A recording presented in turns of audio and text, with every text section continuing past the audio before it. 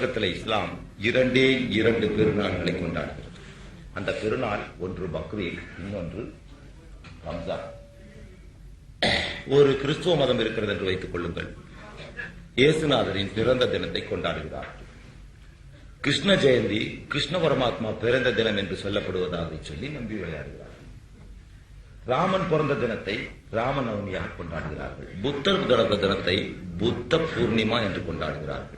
நாங்கள் எங்கள் நபிகள் நாயகம் ஸல்லல்லாஹு அலைஹி வஸல்லம் அவருடைய பிறந்த தினத்தை கொண்டாடவில்லை, அவர் இறந்த தினத்தை கொண்டாடவில்லை. மாறாக எத்தியோப்பியாவில் இருக்கின்ற பட்டினி கிடக்கின்றவனும், இங்கே 7வது வார்டிலே இருக்கின்ற பட்டினி கிடக்கின்றவனும், பட்டினி கிடக்கின்ற மனிதனோடு சேர்ந்து பட்டினி கிடந்து ஒரு நாளை கொண்டாடுகிறோம். ஏனென்றால் எங்களுடைய ரம்ஜான், ஈதுல் ஃபித்ர், ஃபித்ரா, தானம், தர்மம், மனிதனுடைய வறுமை கோட்டை நேசித்து அந்த வறுமையின் அடிப்படையில் அவன் படுகின்ற கஷ்டத்தையும் நஷ்டத்தையும் உணர்ந்து கொண்டாடுகின்ற ஒரு திருநாள் ரம்ஜான் திருநாள். மனிதனை மனிதன் முதலில் நேசி என்று சொல்லுகின்ற ஒரே மார்க்கம் இஸ்லாம். வயிற்று பட்டினிக்கு ஒரு திருவிழாவை வைத்து காட்டியது. ஒருவனுடைய பட்டினியையும் வறுமையும் உணர்ந்தால்தான் அவனுடைய உடமையையும் உயிரையும் அவனுடைய உடலையும் முன்னால் நேசிக்க முடியும். எனி சைக்காலஜிஸ்ட்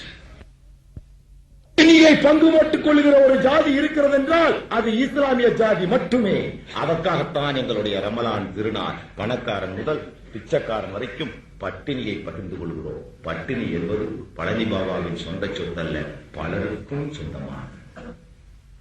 அந்த பட்டினியை நாங்கள் நேசிக்கிறோம். அதற்கு ரம்ஜான். அடுத்ததுதான் பக்ரீத். இறைவனுக்கு தியாகம். இறைவனுக்கு தியாகம்.